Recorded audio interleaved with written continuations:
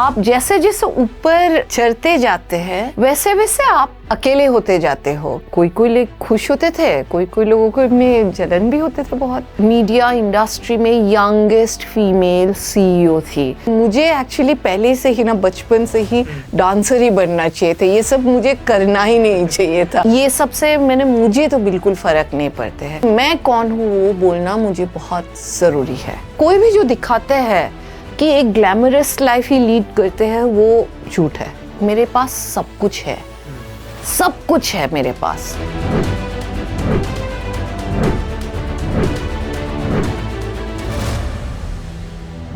Hello ma'am, welcome to Mirchi. Hello, how are you Gaurav? I am good ma'am, आप कैसे हो? मैं बहुत अच्छी हूँ, थैंक यू। एंड कैसे लग रहा है आज मिर्ची में आके? क्या फीलिंग क्या है अभी एग्जैक्टली? जैसे सारे रेड कलर्स देख के मिर्ची तो मिर्ची ही है। अभी देखते हैं आगे जाके आप जो सवाल करेंगे हम उसके जवाब देते जाएंगे। मैं वैसे हर सवाल के जवाब देती हूँ। तो मुझे इंद्रानी मुखर्जी के बारे में जानना है। मतलब क्या है, मतलब कैसे स्टार्ट हुआ, क्या लाइफ थी? तो मुझे पहले फ्लैशबैक में जाते हैं, ठीक है? बचपन में जी। तो कैसा था आपका बचपन एंड कैसा था, क्या आप स्कूल कॉलेज सब जानना है मुझे। बहुत सवाल है।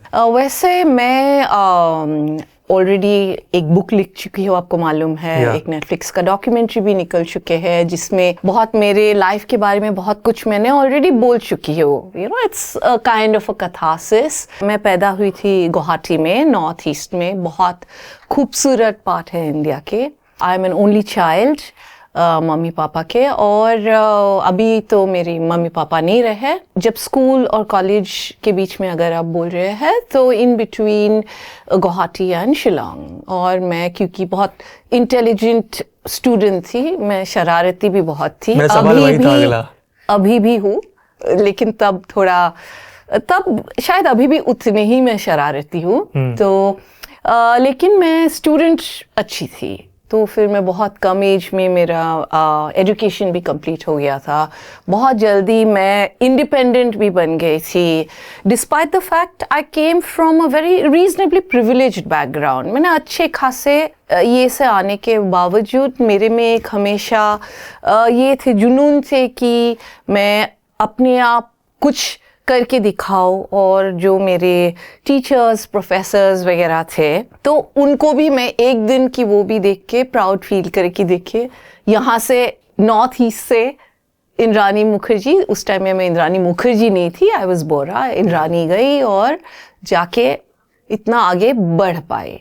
और ज़िंदगी में मैंने काफ़ी रिलैक्स तरीक़ा से भी मैं आगे बढ़ते रही। ऐसी बात नहीं है कि हार्ड वर्क के मतलब ये नहीं है कि आप दुखी हो के सब काम करो। मैं हमेशा खुशी रही, जहाँ भी थी जैसे भी थी उसमें मैंने हमेशा खुशी ढूंढने को कोशिश की।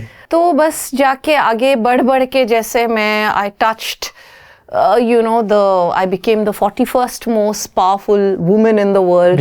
बट मैम इसके पहले मुझे जानना है कि आप मुंबई आए, राइट? ये मुंबई आके ये सब शुरुआत हुई? मेरा एजुकेशन खत्म होने के बाद मैं कैलकाटा गई थी फॉर 2 reasons. वन वाज एक हायर स्टडीज के लिए, और दूसरे वहाँ पे मेरे जान पहचान के भी लोग थे। और मैं बहुत कम उम्र में मैं एक्चुअली कोलकाता में चली गई थी। मैं जस्ट अबाउट 18 साल की थी, 18। उस टाइम में मेरे साथ कुछ ऐसे गुवाहाटी में भी थोड़ा हादसे भी हुए जिनके वजह से 2 रीजंस थे। एक तो मेरे साथ थोड़ा हादसे भी हुए जिसके वजह से ज़िंदगी में थोड़े दुख भी आए थे, लेकिन वो सुख दुख ज़िंदगी के वही बैलेंस होते हैं। तो फर्स्ट कोलकाता गई, वहाँ पे मैंने पढ़ाई कंटिन्यू रखे, फिर मैंने नौकरी शुरू की, फिर अपने बिजनेस शुरू किए।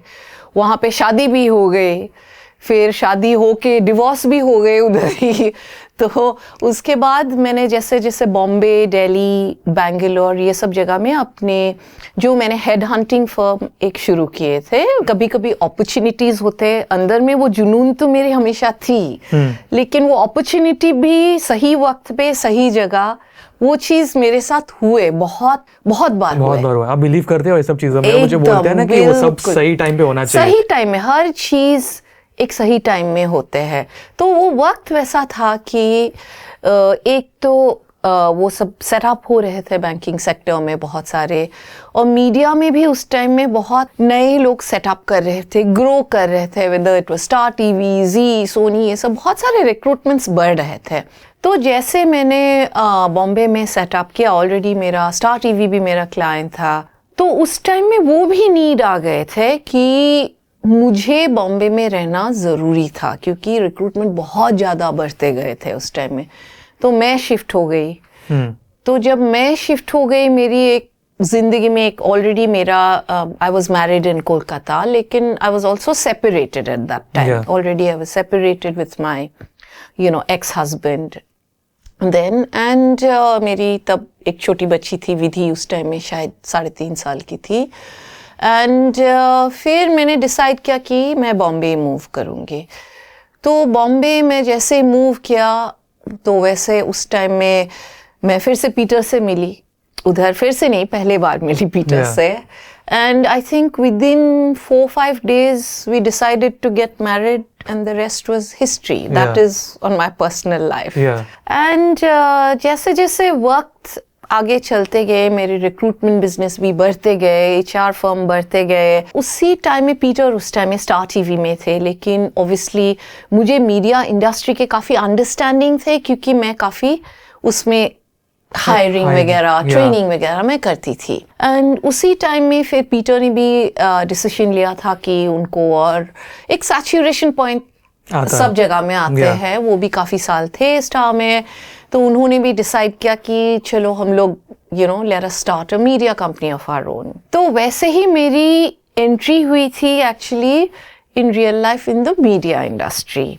और उस टाइम में पीटर के एक स्टार के साथ नॉन कम्पीट थे 1 साल के लिए, जिसके वजह से वो सामने नहीं आ सकते थे। सो इसीलिए मुझे ही एक्चुअली इनिशियली मेरे रोल थे कि मैं I will handle the administration, I will handle जो HR वगैरह, या वो सब में, लेकिन क्योंकि उनके वो क्लॉज आ गए एग्जिट क्लॉज में, तो वो अपॉर्चुनिटीज जो मैं बोलती हूँ, जो जिसके वो एक नसीब में, वो बोलते हैं ना कि हर दाने पे लिखे होते हैं खाने वाले के नाम, वही बात है। तो then I became the CEO of the company.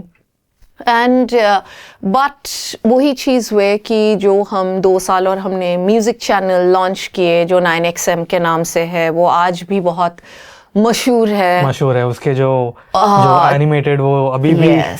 तो उस टाइम में तो ये भी एक दूसरे ये चीज़ मैं आपको बताने चाहती हूँ कि कैसे वो जो छोटे बड़े कैसे आए थे, वो कार्टून, ये because that's a very interesting part of the music channel. क्योंकि 9XM पहले म्यूजिक चैनल थे जिसमें लाइव ह्यूमन वीजेस नहीं डाल के हमने एनिमेटेड कैरेक्टर्स डाले थे, और उसके पीछे एक कारण थे।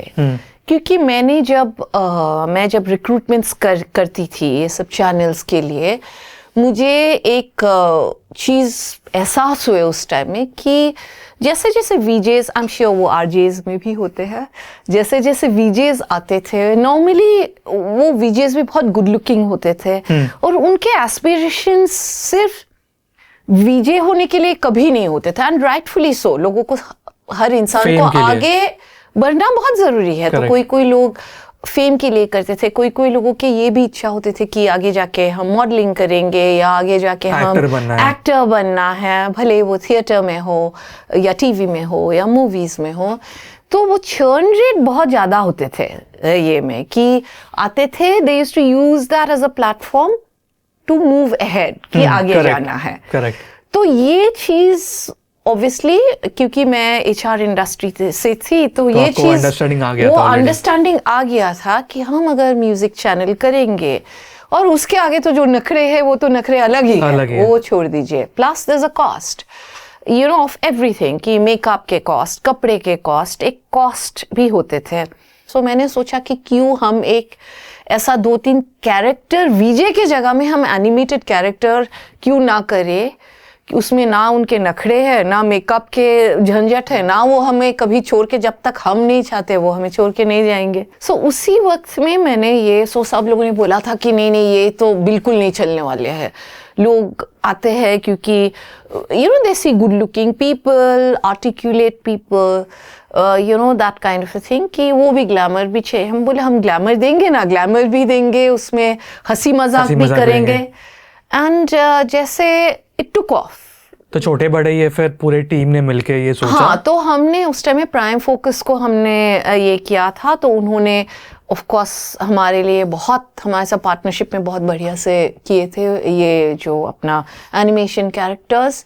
And before we realized it really took off, थोड़ा अलग भी हो गया। और अभी भी है वो, अभी भी अभी तो बहुत सारे चैनल्स, अभी I have exerted 9XM, but मुझे देख के अभी भी बहुत खुशी होते हैं। और अभी भी जैसे लोग मुझे मिलते हैं, अभी भी कहीं भी एयरपोर्ट में मिले, ये भी क्योंकि बहुत लोगों को मालूम नहीं है कि मैं अभी 9XM में और नहीं चलाती हूँ, लेकिन अभी भी लोग वो जो कैरेक्टर्स के बारे में अभी भी बोलते हैं। एक आई थिंक ये टॉपिक के बारे में बात होनी चाहिए, विच इज मेंटल हेल्थ। जी, जब दुख आता है हर एक लाइफ में, आपने भी लाइफ में बहुत कुछ देखा है और हर एक इंसान कुछ ना कुछ एक लेवल पे देखता है, बट उस चीज़ से ओवरकम करना एंड उसमें से निकलना या जो भी है, मतलब टू फेस इट, उसके बारे में आप क्या बोलना चाहिए? कितनी स्ट्रेंथ लगती है? सबके अंदर में एक शक्ति होते हैं जो हम बोलते हैं सोल स्ट्रेंथ, जो स्पिरिचुअल स्ट्रेंथ जो होते हैं, जो अपना जो रूह का जो स्ट्रेंथ होते हैं, ठीक है।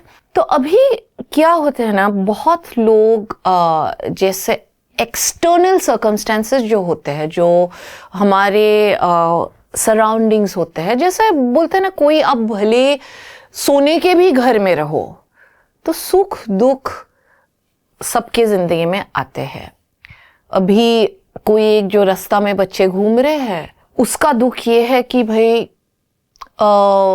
ये जो काश मेरे पास एक गाड़ी होते, काश मेरे पास एक साइकिल होते, गाड़ी दूर के बात है, काश मेरे लिए 2 वक्त के रोटी मैं बिना कुछ सोचे समझे मैं खा सकती हूँ। या लेकिन एक जो अमीर घराने के लोग बच्चे होते हैं, वो डिप्रेशन में आ जाते हैं अगर उनके पापा ने ना बोल दिए कि भाई मुझे ये मर्सिडीज का ये मॉडल का गाड़ी चाहिए, और अगर उनके पापा या मम्मी ने बोल दिए कि नहीं भाई आपको तो ये नहीं हम दे सकते हैं क्योंकि आप अभी लायक नहीं बने, तो वो डिप्रेशन में आ जाते हैं। वो डिप्रेशन में जाके वो ड्रग्स भी कर लेंगे क्योंकि उनके पास पैसा है, तो ड्रग्स भी कर लेंगे, दारू भी पी लेंगे, और वो करते करते और भी डिप्रेशन में आ जाएंगे।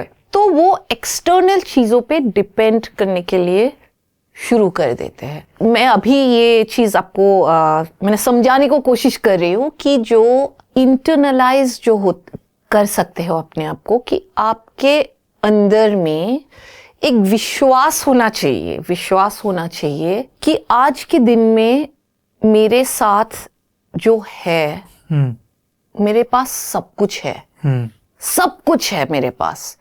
वो आप जिस दिन वो अपने आप को आप विश्वास दिला सकते हो, भले वो रास्ता में घूम रहे हैं, शाम के टाइम के उनके पास खाना नहीं है, लेकिन उसको तब सोचना ये चाहिए कि भाई मेरे पास 2 हाथ है, पैर है, आंखें ठीक है, मैं एक कंप्लीट इंसान हूँ।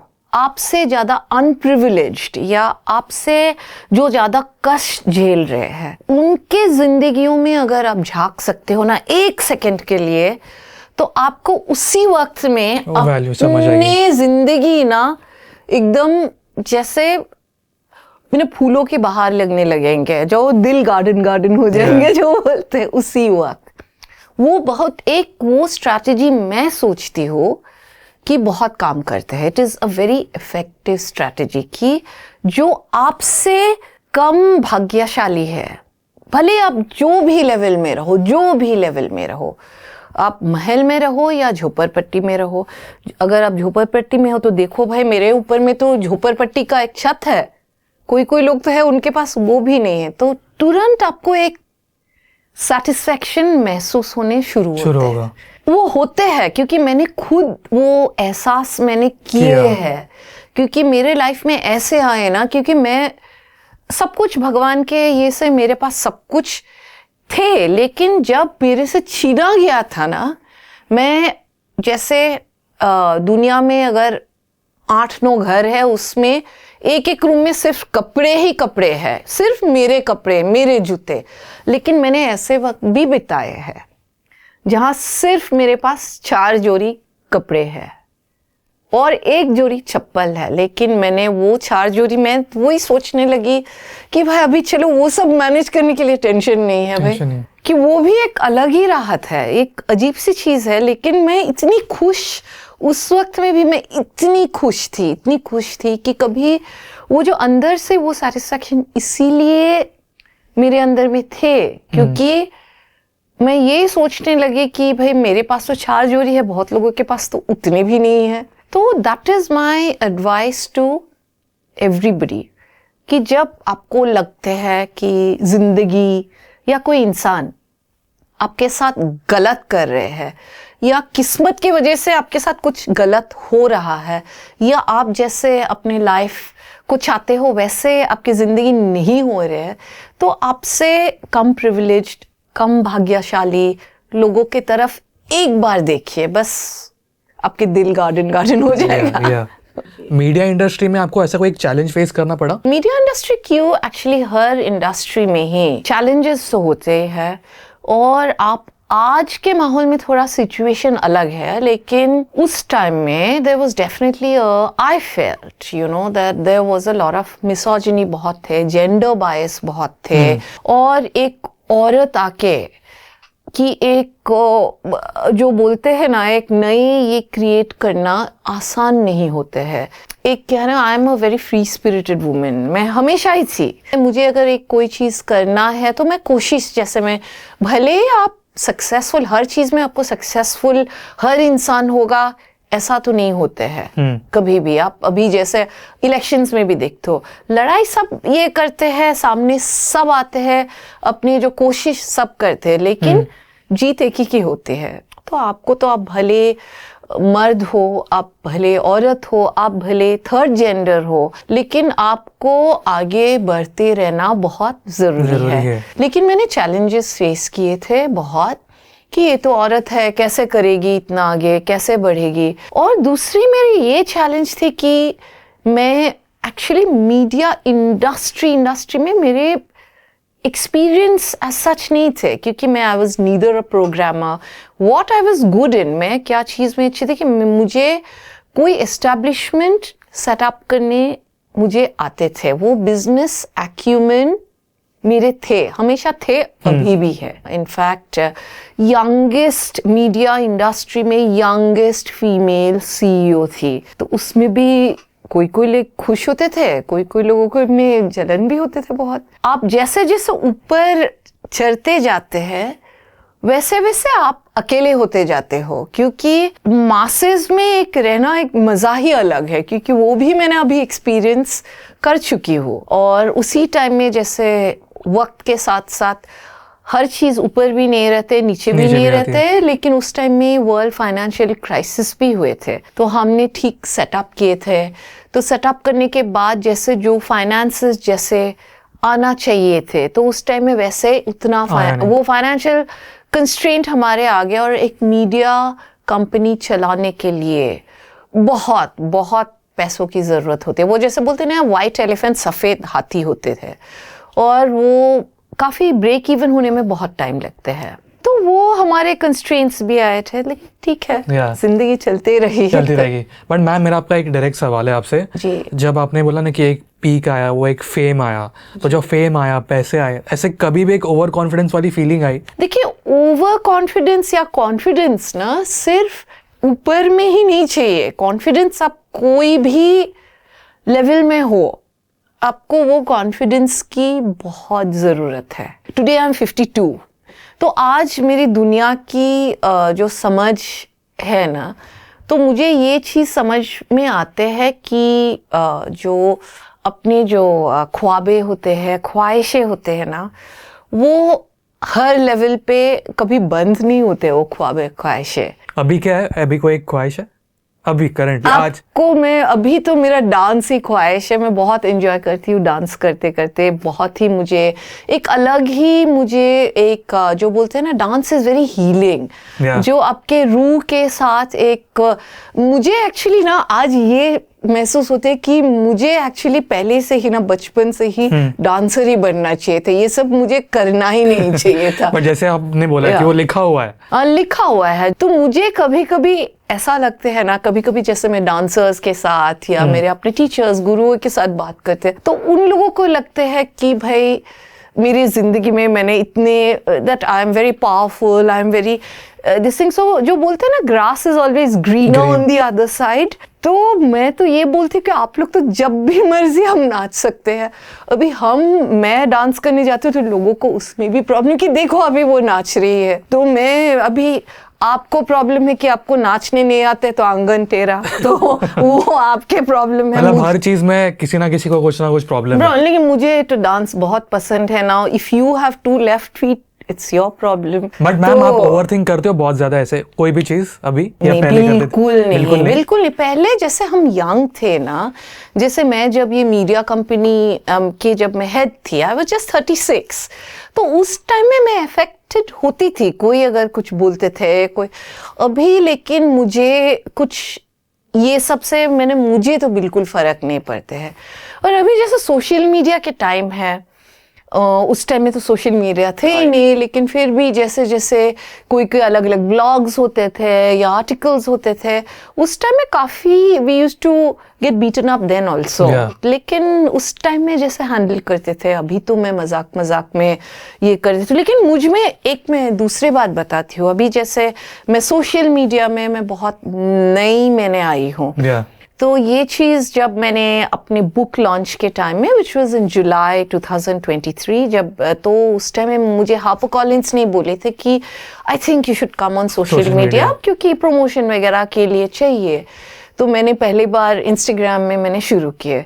तो फर्स्ट टाइम मैंने जब social media Instagram first account खोले, तो अगले दिन मेरे अपने टीचर संदीप सोपा के साथ एक क्लास थे। सो मैं इतनी एक्साइटेड थी, so I am telling him, Sandeep I have got 33 followers. So and he is telling me congratulations, बहुत अच्छी बात है अपने 33 फॉलोअर्स। तो वो एक्चुअली शायद मेरे मजाक उड़ा रहे थे, मुझे समझ में ही नहीं आ रहा था कि 33 फॉलोअर, मैं कितनी एक्साइटेड हो गई थी।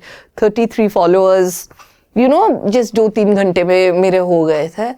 सो उस टाइम में मेरे टीम ने बोले थे कि आप जैसे जैसे एक सोशल मीडिया और एक जो अपने रियल लाइफ होते हैं वो थोड़ा अलग अलग होते हैं। तो मुझे ये चीज़ समझ में नहीं आया कि अलग अलग होते हैं। मैं तो अलग अलग नहीं करने वाली हूँ, that I was very sure. तो मैंने कुछ दिन बाद फिर मैंने बोले कि नहीं भाई, मैं तो थोड़ा बोर हो गए अपने ट्रैवल के ये डाल के। तो मुझे 2-3 चीज़ें, बिकॉज आई लव राइटिंग, ये चीज़ मैंने जब फॉर 6.5 years मैं आइसोलेशन में थी, वो मैं डिटेल में अभी नहीं बात करने चाहती, सबको मालूम है। तो उस टाइम में मैंने लिखने लगी जिससे मेरी ये बुक शुरू हुई। तो मैंने बोले कि नहीं, मैं तो इंस्टाग्राम में बताने वाली हूँ कि मैं एग्जैक्टली कौन हूँ, क्योंकि लोगों को तब इंद्रानी मुखर्जी, ये जो लेडी है इंस्टाग्राम में बहुत ट्रैवल कर रही है, बहुत अच्छे अच्छे जगह जा रहे हैं, लोगों को वही मालूम है। तो with in a month I had like massive followers, massive. उस टाइम में I think with in a month almost it was 100K। Also, I feel किसी ने एक्सपेक्ट नहीं किया था तब। नहीं एक्सपेक्ट नहीं किया था, लेकिन लोगों को तब तक समझ में नहीं आया था कि ये इंद्रानी मुखर्जी वही इंद्रानी मुखर्जी है। उस टाइम में मैंने फिर बोला कि नहीं, मैं तो लिख के डालने वाली हूँ कि actually this is what I went through last 6.5 years में। तो मैंने 3 आर्टिकल्स लिखे, एंड वो 3 आर्टिकल्स मैंने अपने इंस्टाग्राम पोस्ट में, तो मेरी टीम बोल रहे हैं नहीं आप पागल हो, सब फॉलोअर्स भाग जाएंगे, सोशल मीडिया पे डाल दिया। तो मैं बोला नहीं भाई, जिनको रहना है मुझे जान के ही, मैं कौन हूँ वो बोलना मुझे बहुत ज़रूरी है। सो फिर आने लगे मुझे मैसेजेस, उसमें आने लगे कि अच्छा आप वही इंद्रानी मुखर्जी हो। तो मैंने बोला कि हाँ भाई मैं वही हूँ, अभी आप डिसीजन लीजिए कि आपको मुझे फॉलो करना है या नहीं करना है। मैं जो कुछ भी मैं इंस्टाग्राम में डालती हूँ, हर वक्त मैं खुद ही नहीं डालती हूँ, मैं झूठ नहीं बोलूंगी। वो कभी कभी मेरी टीम भी डाल देते क्योंकि वक्त नहीं है मेरे पास इतने। लेकिन जो कुछ भी मैं डालती हूँ ना, उसमें हर चीज़ एक जो मैं अंदर में हूँ वही मैं दिखाती हूँ। मेरे कोई जैसे मैं किक बॉक्सिंग भी करती हूँ, तो मैं अपनी किक बॉक्सिंग ट्रेनर के साथ जो अब्बास मोरबी वाला है, young guy, he is in fact my daughter's friend, and वो का 25 साल का, तो मैं वो ईद के टाइम में मैं मोहम्मद अली रोड गए थे उधर, तो वो मुझे बोले कि you have to come on the motorcycle. तो मैं बहुत दिन बाद वो मोटरसाइकिल पे चढ़ी and I went to Mohammad Ali road, तो वहाँ पे मैं ईद के वो जो इफ्तार के वो खाए, तो मैं बोली कि मुझे वो भी डालना है, तो बोले नहीं नहीं नहीं नहीं नहीं, ये तो बहुत एक कॉमन चीज़ है, आप वो डालोगी। तो मैं बोले नहीं, पर मैंने ये किया है, तो मैं गई थी, तो मुझे बहुत मैं सब एक जो कुछ भी मैं करती हूँ ना, जैसे ऐसा नहीं कि वो पार्ट मैं छुपा के रखूँगी, खाली जो ग्लैमरस पार्ट है वही डालूंगी, ऐसे नहीं है। कि मैं जो हर एक चीज़ जहाँ जाके जिसके साथ जैसे मैं एंजॉय करती हूँ, भले वो रास्ता में हो, भले वो 5 स्टार में हो, आई पुट एवरीथिंग। कोई भी जो दिखाते हैं कि एक ग्लैमरस लाइफ ही लीड करते हैं, वो झूठ है।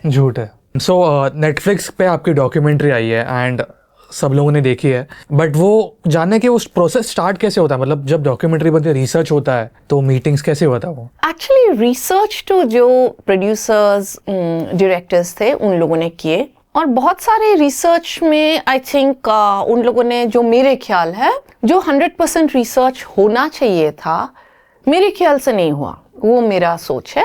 मेरा तो रोल ये था कि मैं जब I was in isolation for 6.5 years, उसके बाद जब 2022 में मैं जब वापस आई, तो उस टाइम में एक्चुअली नेटफ्लिक्स के जो टीम थे, प्रोड्यूसर्स थे, डायरेक्टर्स थे, उन लोगों ने एक्चुअली बहुत पहले से कोशिश किए थे, तो उन्होंने मेरे लॉयर को अप्रोच किए, और उसके बाद मुझे अप्रोच किया ऑब्वियसली कि आप जो कुछ भी हम सवाल करेंगे उसके आप जवाब देने के लिए आप राजी है कि नहीं? मैं बोला बिल्कुल राजी है। मेरी जिंदगी में my life is an open book, तो मैं क्यों छुपाऊं, मैं तो खुद बुक लिख के मैं बैठी हूँ, तो मुझे आपको जो सवाल करना है आप कीजिए, मैं पूरे भरे दिल से, मैं खुला ये से मैं आपको जवाब दूंगी। और वो जैसे इंटरव्यूज एक्चुअली 5-6 दिन चले, और मैंने हर एक इंटरव्यू का, ऑब्वियसली हर एक सवाल का मैंने एकदम सच्चाई से और विद फैक्ट्स मैंने जवाब दिए, क्योंकि डॉक्यूमेंट्री में ऐसे भी होते हैं कि आप रिसर्च, जो कुछ भी आप बोलेंगे उसके पीछे में रिसर्च ही रहते हैं। जैसे भी मेरे वो मेमोआ, मेरे बुक में भी पब्लिशिंग हाउस भी जब तक पूरा रिसर्च, लीगल वैलिडेशन नहीं होते, उन लोग जो नॉन फिक्शन वो लोग छापते नहीं है, क्योंकि वो बहुत ज़रूरी है कि आप फैक्ट्स वैलिडेट कीजिए, वैसा है। तो 5-6 दिन का तो मैंने किया, पर जितना कुछ आना चाहिए था मेरे ख्याल से, मैं वो बता रही हूँ, बहुत सारी चीज़ें वो डॉक्यूमेंट्री में नहीं आए। पर ठीक है, मैं खुश हूँ, क्योंकि क्योंकि एक डॉक्यूमेंट्री एडिटेड होते हैं ऑब्वियसली, और बहुत सारे लोग होते हैं, तो मैं तो डॉक्यूमेंट्री भी देखिए ज़रूर, लेकिन मेरा बुक जो अनब्रोकन है, हार्पर कॉलिंस से पब्लिश है, वो भी आप जरूर पढ़िए, क्योंकि उसमें मेरे जिंदगी, वो 400 पेज के हैं, तो A to Z सब है उसमें। A to Z में जिस दिन से पैदा हुई टिल 2022 में मेरे पूरी जिंदगी के बारे में है, और सुख दुख सब कुछ, ज्यादा दुख भी है लेकिन डेफिनेटली मोटिवेशनल है, तो वो भी देखिए।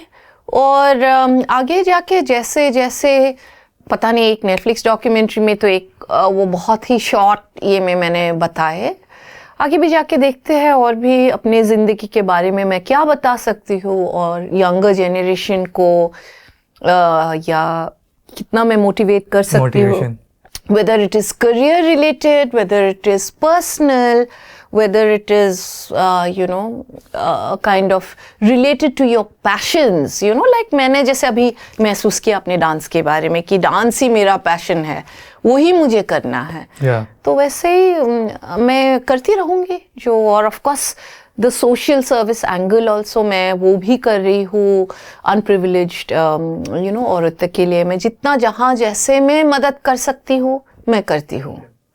तो I think that is it. Very well said ma'am, and इतना तो मुझे समझ गया है कि आप बहुत ही ज़्यादा स्ट्रांग हो मेंटली, एंड आप ऐसे ही रहिए। Thank you. All the best to you. Thank you. And any message आपको जो बोलना है? नेवर गिव अप, आपकी ज़िंदगी में देखिए बहुत सारे सुख दुख तो सबके ज़िंदगी में होते हैं, बहुत सारे चैलेंजेस भी आ सकते हैं, लेकिन 2 चीज़ें याद रखिए, हमेशा सत्य के साथ दीजिए। आपके अगर दिल साफ हो, मन साफ हो, आप सवेरे उठ के खुद के लिए मुस्कुरा सकते हो, दूसरे के लिए मुस्कुरा सकते हो, और अपने चैलेंजेस को जैसे भी ज़िंदगी जैसे भी आते हैं उसके सामना करते हुए, सच्चाई के साथ देते हुए अगर आप आगे बढ़ सकते हो ज़िंदगी में, आपके ज़िंदगी खुद के लिए जीने के लायक होंगे और दूसरे के लिए भी, दूसरे की ज़िंदगी में आप बहुत खुशियाँ ला सकते हैं। Perfect. Thank you so much, ma'am. Thank you so much, Gaurav. Thank you so much, ma'am. Lovely meeting you.